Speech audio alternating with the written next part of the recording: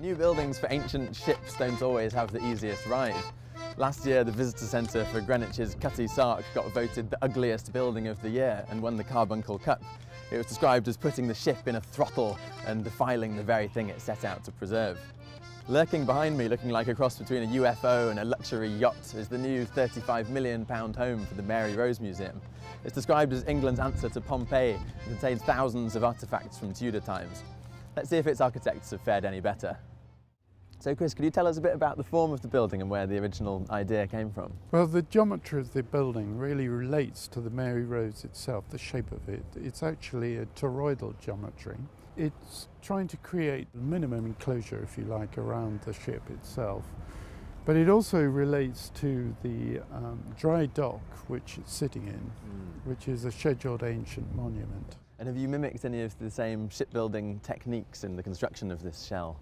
Yes, well, the cladding of the building was a challenge in its own right to find the right materials.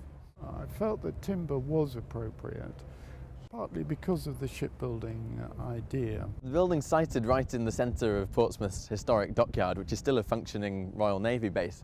It's a very surreal context to be working in because we have the 18th century warship of the HMS Victory behind me, the Georgian buildings of the old naval base, which is still functioning, and then things like the Spinnaker Tower in the background, which bring illusions of Dubai's Burj Al Arab Hotel. Being a boat-like building, it's interesting to compare the Mary Rose Museum with the HMS Victory, where you literally have this dramatic entrance broadside up the gangplank. With the Mary Rose, instead, they built this kind of porter-cabin entrance on the front, which disguises the boat-like form of the building and makes the entrance slightly underwhelming. Let's see what it's like inside. So Chris, could you tell us a bit about how you arranged the interior spaces around such a precious object? Well, the hull of the Mary Rose has been here for 30 years and it hasn't moved.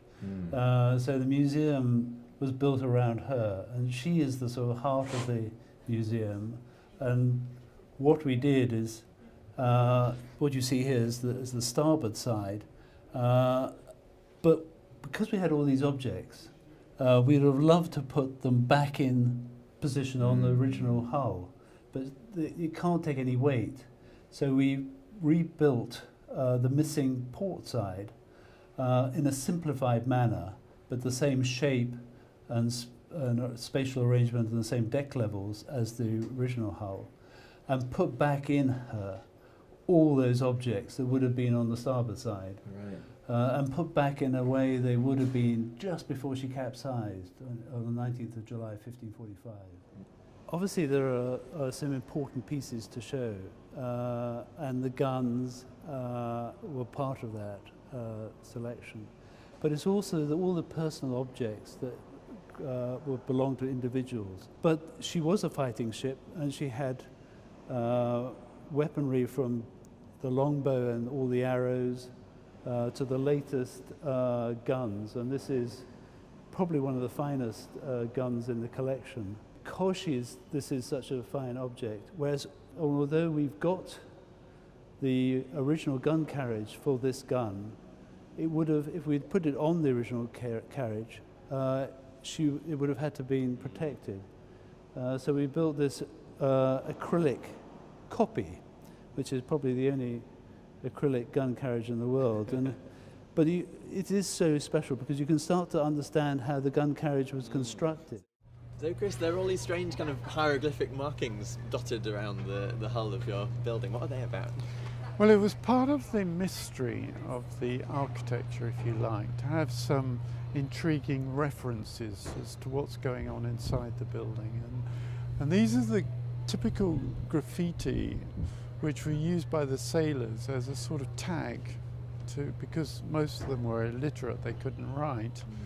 They had their own mark which they would place on all their possessions, and you see that particularly on the wooden plates and cups inside, but all their boxes and possessions have their own tag on them. I thought it would be rather intriguing to place them on the outside of the building. So Chris, I mean, a lot of architects are interested in boats and the kind of nautical references, but do you have a particular personal interest in this project? Yes, I do. I think I'm a marine archaeologist as well as an architect, and obviously this project is effectively the outcome of an extraordinary archaeological excavation that was carried out in the 70s. And being associated with it has been an extraordinary, very special adventure.